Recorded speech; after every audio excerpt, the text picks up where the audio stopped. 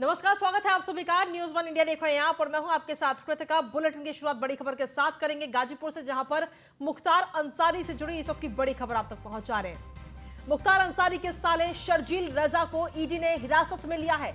इस वक्त की सबसे बड़ी खबर आप तक पहुंचा रहे हैं। जिला जेल से ईडी ने हिरासत में लिया है। शर्जील को लेकर ईडी की टीम जिला जेल से रवाना हो चुकी है। तो इस वक्त की बड़ी खबर आप तक पहुंचा रहे हैं। आपको बता दें कि मुख्तार अंसारी के जितने भी करीबी हैं उन पर एक एक करके ईडी लगातार शिकंजा कस रही है और अब मुख्तार अंसारी के साले शर्जील रजा को ईडी ने हिरासत में लिया है और ईडी ने हिरासत में लेकर के जिला जेल से ईडी की टीम जो है अब रवाना हो चुकी है। ये बड़ी खबर आप तक पहुंचा रहे हैं। मुख्तार अंसारी के जो भी करीबी हैं उन पर लगातार ईडी शिकंजा कसने का काम कर रही है।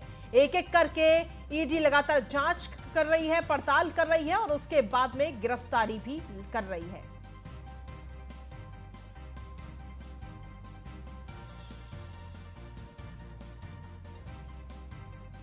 तो बड़ी खबर आप तक पहुंचा रहे हैं। मुख्तार अंसारी के साले शर्जील रजा को इस वक्त ईडी ने हिरासत में लिया है। तो इस वक्त की बड़ी खबर आप तक पहुंचा रहे हैं गाजीपुर से, जहां पर मुख्तार अंसारी के करीबी पर ईडी ने अपना शिकंजा कसा है। मुख्तार अंसारी के साले शर्जील रजा को ईडी ने हिरासत में लिया है। जिला जेल से ईडी ने हिरासत में लिया और शर्जील को लेकर ईडी की टीम अब जिला जेल से रवाना हुई है। अधिक जानकारी के साथ संवाददाता आसिफ अंसारी जुड़ गए हैं। आसिफ, क्या कुछ ताजा अपडेट? लगातार मुख्तार अंसारी के जो भी करीबी हैं उन पर ईडी शिकंजा कस रही है। जिला जेल में ईडी की छापा मारी गई है।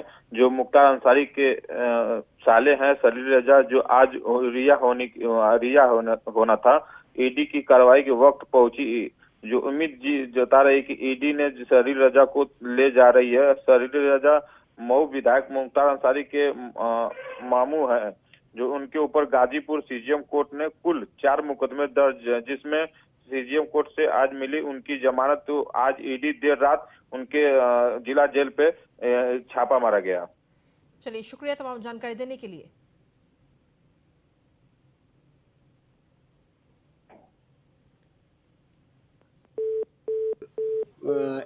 आज ये जानकारी हुई है कि बेल पे श्री आतिफ रजा की यहाँ से रिहाई हुई है।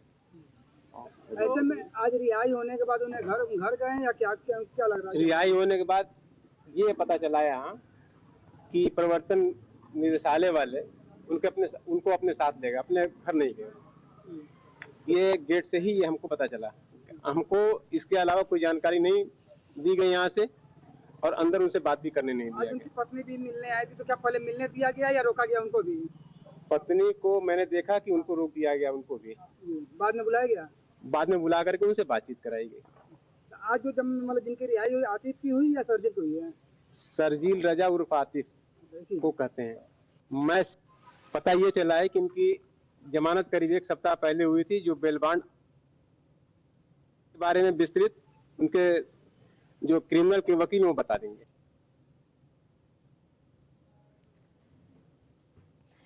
तो इस वक्त की बड़ी खबर आप तक पहुंचा रहे हैं गाजीपुर से, जहां पर मुख्तार अंसारी के जो करीबी हैं उन पर लगातार शिकंजा कसने का काम ईडी कर रही है और मुख्तार अंसारी के साले शर्जील रजा को इस वक्त ईडी ने हिरासत में लिया है। इस वक्त की बड़ी खबर आप तक पहुंचा रहे हैं।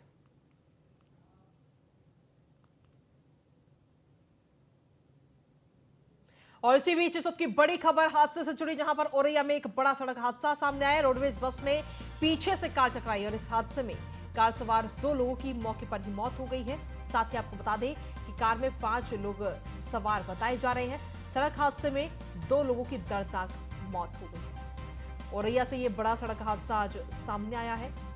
इस वक्त की बड़ी खबर आप तक पहुंचा रहे हैं। आपको बता दें कि कार से ये जोरदार भिड़ंत हुई। इस कार में 5 लोग सवार थे और 5 में से 2 लोगों की मौके पर ही मौत हो गई है। ये बड़ा हादसा सामने आया है इस वक्त औरैया से।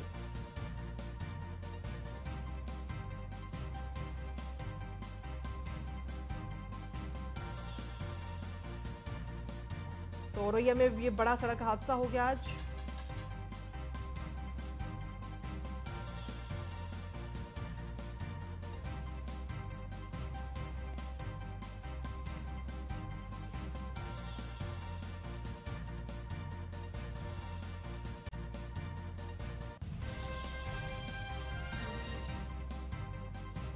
तो आपको बता दें कि इस हादसे में कार सवार 2 लोगों की मौके पर ही मौत हो गई है। तस्वीरें काफी विचलित करने वाली है। रोडवेज बस में पीछे से ये कार टकराई है। हालांकि इस हादसे की वजह क्या है ये अभी तक सामने नहीं आई है, लेकिन जो जानकारी मिल रही है कि तेज रफ्तार की वजह से ये कार जाकर के सीधा रोडवेज बस में टकराई और इस कार में करीब 5 लोग सवार थे, जिनमें से 2 लोगों की मौके पर ही मौत हो गई है। 3 लोगों को अस्पताल में भर्ती कराया गया है। और चलिए बुलेटिन में आगे बढ़ेंगे। मैनपुरी से समाजवादी पार्टी ने अपने प्रत्याशी का ऐलान कर दिया है। समाजवादी पार्टी ने पूर्व सांसद तेज प्रताप यादव को चुनावी मैदान में उतारा है। लोकसभा उपचुनाव में मैनपुरी से प्रत्याशी होंगे तेज प्रताप यादव। आपको बता दें कि 5 दिसंबर को मैनपुरी में मतदान होना है। मुलायम सिंह यादव के निधन के बाद ये सीट खाली हुई थी और अब समाजवादी पार्टी ने अपनी मैनपुरी सीट से प्रत्याशी के नाम का ऐलान कर दिया है। तो ये बड़ी खबर आप तक पहुंचा रहे हैं। मैनपुरी से सपा ने प्रत्याशी का ऐलान किया है।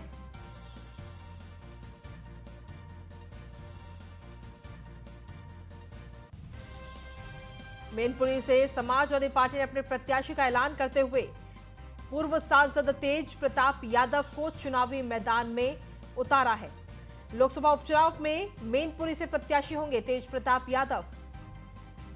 मुलायम सिंह यादव के निधन के बाद ये सीट खाली हुई।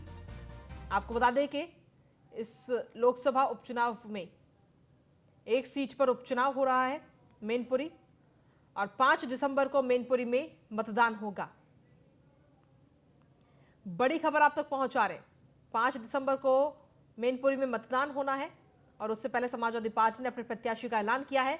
समाजवादी पार्टी ने पूर्व सांसद तेज प्रताप यादव को चुनावी मैदान में उतारा है।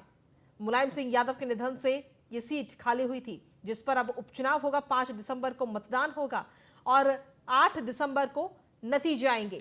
हालांकि मैनपुरी सीट की अगर बात करें तो समाजवादी पार्टी का गढ़ मैनपुरी सीट को कहा जाता है।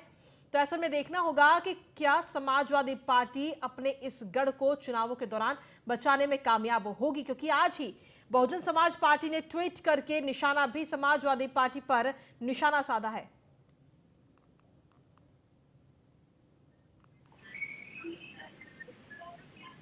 अधिक जानकारी के साथ संवाददाता नदीम सिद्दीकी जुड़ गए हैं फोन लाइन पर। नदीम, देखिए समाजवादी पार्टी ने पूर्व सांसद तेज प्रताप यादव को चुनावी मैदान में उतारा है, लेकिन आज ही अगर देखा जाए तो बहुजन समाज पार्टी की तरफ से मायावती की तरफ से ट्वीट किया गया था और सीधे तौर पर निशाना साधा गया कि क्या मैनपुरी और रामपुर ये दोनों सीटें समाजवादी पार्टी बचा पाएगी। ये ट्वीट करके सीधा निशाना साधा था मायावती ने। और अब जिस तरीके से पूर्व सांसद तेज प्रताप यादव को चुनावी मैदान में उतारा है, क्या नजर आता है आपको? क्या ये सीट बच पाएगी, जिसे समाजवादी पार्टी का गढ़ भी कहते हैं मैनपुरी को? देखिए, अगर मैनपुरी समाजवादी पार्टी गढ़ था, गढ़ है और गढ़ रहेगा, ये कहना कोई पर्टिकुलर एक बंदे का नहीं है, ये समाजवादी पार्टी का कहना है। और समाजवादी पार्टी मैनपुरी से एक लंबे समय से अपनी पहचान बनाती आई है और मैनपुरी के सांसद हमेशा समाजवादी पार्टी ने को दिया है यहाँ की जनता ने। लेकिन जो आज जो सहमति बनी है, जो प्रोफेसर रामगोपाल यादव और शिवपाल यादव के बीच में जो अनुमति थी, क्योंकि शिवपाल यादव चाह रहे थे तेज प्रताप यादव को प्रत्याशी घोषित किया जाए, हालांकि रामगोपाल यादव चाह रहे थे कि डिम्पल यादव को प्रत्याशी बनाया जाए जी। हालांकि इन दोनों को सहमति को लेकर आज जो रिजल्ट निकल के आया है वो तेज प्रताप के नाम का रिजल्ट निकल के आया है।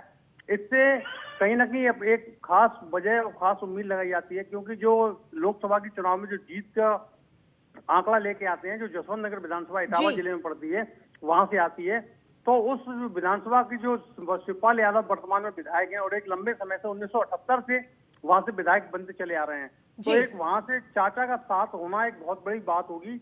और जो चाचा का साथ की बात कही जा रही है, जो आपसी मतभेद थे जो खत्म हो गए हैं, उससे अंदाजा लगाया जाता है कि चाचा की बात को लेकर सहमति बनाएगी और तेज प्रताप को सांसद कर यहाँ प्रत्याशी बनाया गया है। तो स्वाभाविक है कि जो लोकसभा की उपचुनाव है ये जसवंत नगर से जीत होके आएगी और जो मैनपुरी में ये समाजवादी पार्टी एक बार फिर से किला फहराने की।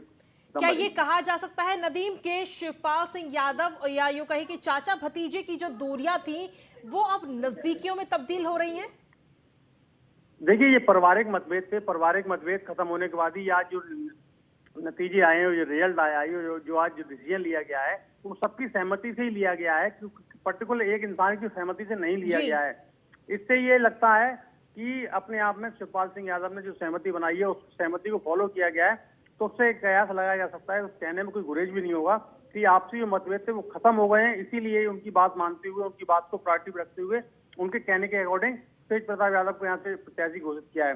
हालांकि अगर बात की जाए, मायावती ने ट्वीट किया है कि मैं अपना प्रत्याशी बाई इलेक्शन में नहीं उतारूंगी, तो ये मायावती की एक सोची समझी प्लानिंग है, साजिश के तहत उन्होंने किया है। क्योंकि जो अभी 2 दिन पहले गोला के जो बाई इलेक्शन थे उसमें भी उन्होंने यही किया था, या वहां पर भी इन्होंने अपने प्रत्याशी नहीं उतारे थे। तो इससे ये मायावती को लगता है मेरा वोट जो है वो सीधा सीधा बीजेपी में ट्रांसफर हो जाएगा और ये समाजवादी पार्टी को एक बड़ा नुकसान हो सकता है। लेकिन मैनपुरी जैसा जिला जो है, ये समाजवादी पार्टी का गढ़ है, यहाँ पर ऐसा होना फिलहाल नहीं देखा जा सकता है। लेकिन नदीम, अगर देखा जाए आजमगढ़ की अगर हम बात करें तो उसे भी समाजवादी पार्टी का गढ़ ही कहा जाता था, जहां पर बीजेपी ने कमल खिला दिया उपचुनावों के दौरान। तो कहीं ऐसा ना हो कि मैनपुरी के अंदर भी कमल खिल जाए इस बार, क्योंकि इसको लेकर निशाना साधा है बीएसपी ने। देखिए, इस बात को कहने में कोई दो राय नहीं है, जो बाई इलेक्शन होते हैं ये सत्ता के इलेक्शन होते हैं और उसमें सत्ता का कोई ना लाभ होता है और ना ही कोई नुकसान होता है। ये केवल एक साख की बात होती है। और मैनपुरी जनपद जो है ये मुलायम सिंह का गढ़ कहा जाता है, क्योंकि मुलायम सिंह का जो राजनीतिक कैरियर है वो मैनपुरी से ही शुरू हुआ है। तो मुलायम सिंह को जो लोग यहाँ से जानते हैं या जिनको मुलायम सिंह जानते थे, तो वो एक अपने आप में एक मिसाल कायम होगी, क्योंकि मुलायम सिंह की सिंपैथी भी इस बार बाई इलेक्शन में देखने को मिलेगी जनता के बीच, मतदाताओं के बीच। जी चलिए, शुक्रिया नदीम तमाम जानकारी और अपडेट्स देने के लिए।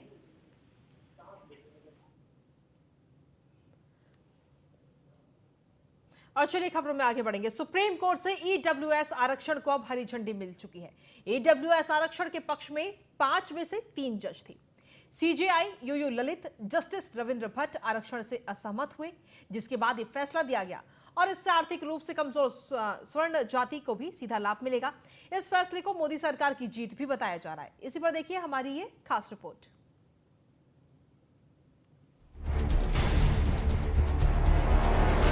आर्थिक रूप से कमजोर सामान्य वर्ग के लोगों के लिए जश्न का दिन है, क्योंकि 10% आरक्षण पर सुप्रीम कोर्ट ने मुहर लगा दी है।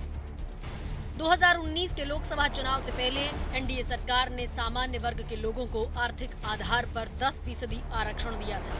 तब आरजेडी और डीएमके ने इसका जबरदस्त विरोध किया, सुप्रीम कोर्ट में अर्जी डाली और अब 5 जजेस की बेंच ने यह फैसला सुनाया है। चीफ जस्टिस यूयू ललित और जस्टिस रविंद्र भट्ट एडब्ल्यूएस के खिलाफ रहे, जबकि जस्टिस दिनेश माहेश्वरी, जस्टिस बेला त्रिवेदी और जस्टिस जेबी पारदीवाला ने पक्ष में फैसला सुनाया। फाइनल फैसला यही रहा कि सामान्य वर्ग के गरीबों को दिया जाने वाला 10% आरक्षण जारी रहेगा। तो सियासी गलियारे में बीजेपी इसे प्रधानमंत्री नरेंद्र मोदी के मिशन की एक और जीत बताने से नहीं चूकी। बीजेपी महासचिव सीटी रवि ने कहा, ये फैसला भारत के गरीबों को सामाजिक न्याय प्रदान करने के अपने मिशन में प्रधानमंत्री मोदी के लिए एक और जीत है। तो कानून राज्य मंत्री एसपी सिंह बघेल ने सुप्रीम कोर्ट के फैसले पर अपनी बात रखी। आर्थिक रूप से कमजोर बच्चों के चेहरों पर मुस्कुराहट लाने वाला फैसला है। बीजेपी से राज्यसभा सांसद और बिहार के पूर्व डेप्यूटी सीएम सुशील कुमार मोदी ने तो आरजेडी पर तंज कस दिया और ये कहा, आरजेडी ने संसद के दोनों सदनों में ईडब्ल्यूएस आरक्षण का विरोध किया था। अब सुप्रीम कोर्ट ने इस पर मुहर लगा दी है। अब तेजस्वी की पार्टी आरजेडी कहां मुंह दिखाएगी। ईडब्ल्यूएस पर सुप्रीम मुहर लगने के बाद जश्न सवर्ण गरीबों में है, जश्न बीजेपी में भी है। मैं सुप्रीम कोर्ट का बहुत बहुत आभार व्यक्त करना चाहता हूं कि प्रधानमंत्री मोदी जी ने आर्थिक रूप से जो दुर्बल है ऐसे समाज घटक को जो आरक्षण दिया था, ईडब्ल्यूएस का आरक्षण, आज उसको हरी झंडी ये सुप्रीम कोर्ट ने दी है। इसके कारण समाज में जिनको जातीय आधार पर आरक्षण नहीं मिलता, किंतु जो सचमुच में गरीब है, ऐसे लोगों को भी 10% आरक्षण प्राप्त हो रहा है। उनके लिए भी पढ़ने के लिए, शिक्षा के लिए और रोजगार के लिए अभी रास्ते खुल रहे हैं। ये बहुत महत्व की बात है। भारत के सुप्रीम कोर्ट ने आज बहुमत से नरेंद्र मोदी सरकार के इस निर्णय की वैधता पर अपनी मुहर लगा दिया, जिसके द्वारा ऊंची जाति के गरीब लोगों को 10% का आरक्षण देने का निर्णय लिया गया था। हम इस निर्णय के लिए नरेंद्र मोदी सरकार को धन्यवाद देते हैं। मुझे प्रसन्नता है कि सुप्रीम कोर्ट ने साफ कर दिया है कि संसद के इस निर्णय या मोदी सरकार के इस निर्णय के द्वारा संविधान का जो मूलभूत ढांचा है वो कहीं भी प्रभावित नहीं होता है। साथ ही साथ 50% की जो आरक्षण की सीमा थी उसके अतिरिक्त 10% आरक्षण दिए जाने के पक्ष में सुप्रीम कोर्ट ने अपना निर्णय दिया है। तो आज का दिन बड़ा ऐतिहासिक दिन है क्योंकि सुप्रीम कोर्ट ने नरेंद्र मोदी सरकार के 10% आरक्षण के निर्णय पर अपनी सहमति की मुहर लगा दी है। सुप्रीम कोर्ट के फैसले को एक तरफ जहां बीजेपी पीएम मोदी के मिशन की एक और जीत बताने से नहीं चूक रही है, तो कांग्रेस नेता उदित राज एक अलग राग अलापते नजर आ रहे हैं। उन्होंने एक ट्वीट के जरिए संदेह जाहिर किया है। सुप्रीम कोर्ट जातिवादी है। अब भी कोई शक ईडब्ल्यूएस आरक्षण की बात आई तो कैसे पलटी मारी कि 50% की सीमा संवैधानिक बाध्यता नहीं है। लेकिन जब भी SC, ST, OBC को आरक्षण देने की बात आती थी तो इंदिरा साहनी मामले में लगी 50% की सीमा का हवाला दिया जाता रहा। कांग्रेस उदित राज के बयान से पल्ला झाड़ रही है। इनके बयान को इनका अपना विचार बता रही है।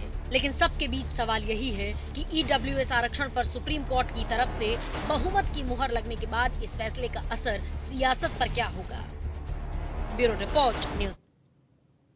वहीं डेंगू बुखार को लेकर प्रदेश सरकार के साथ साथ सिद्धार्थनगर जिले का स्वास्थ्य महकमा पूरी तरह से मुस्तैद नजर आ रहा है।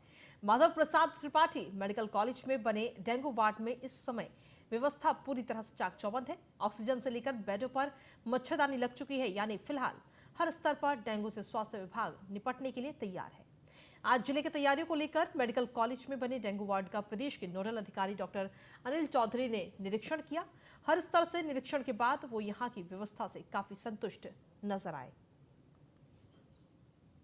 डेंगू को लेकर उत्तर प्रदेश में अलर्ट जारी है। उत्तर प्रदेश की योगी सरकार लगातार डेंगू के प्रकोप को लेकर अधिकारियों के साथ बैठक कर रही है और हर स्तर पर डेंगू से निपटने के लिए तैयार है। इस वक्त मैं मौजूद हूँ माधव प्रसाद त्रिपाठी मेडिकल कॉलेज में।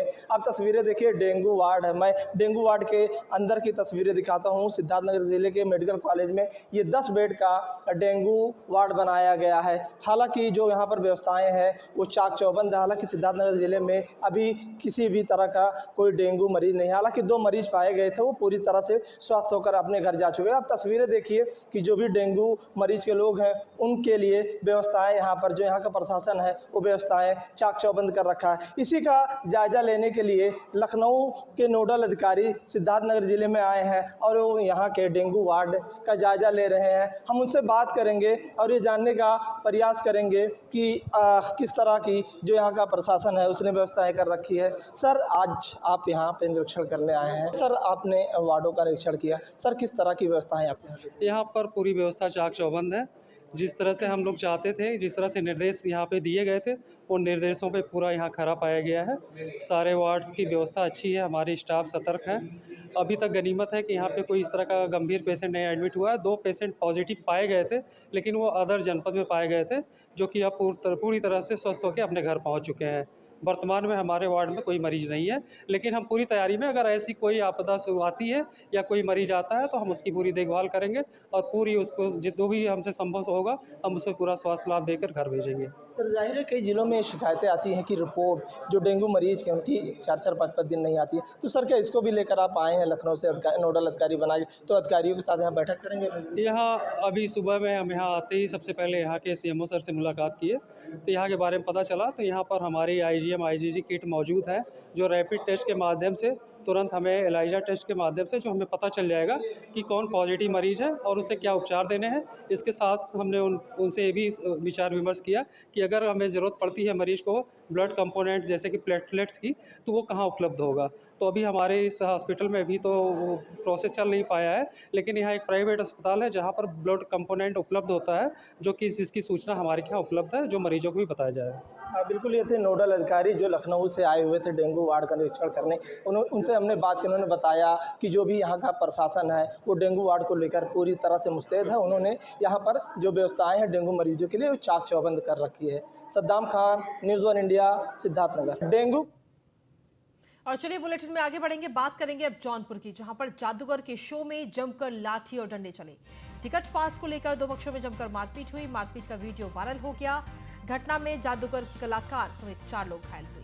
सभी घायलों को उपचार के लिए अस्पताल में भर्ती कराया गया। फिलहाल पुलिस मामले की जांच में जुटी है।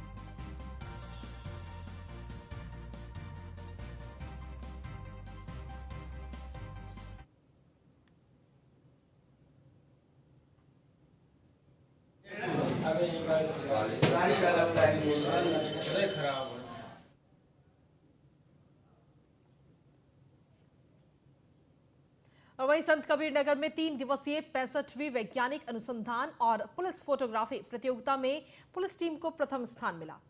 बता दें, प्रतियोगिता में जोन के 11 जिलों के पुलिस प्रतिभागियों ने हिस्सा लिया, जिनसे प्रतियोगिता में इन्वेस्टिगेशन से जुड़े प्रश्नों पर आधारित लिखित और मौखिक परीक्षा हुई। तो वहीं संत कबीर नगर की टीम ने कुल विषयों में 562 अंक पाकर प्रथम स्थान हासिल किया। गोरखपुर की टीम ने 552 अंक प्राप्त कर दूसरा स्थान प्राप्त किया। इस बीच समारोह के मुख्य अतिथि एसपी ट्रैफिक महेंद्रपाल सिंह द्वारा उपहार भी दिया गया।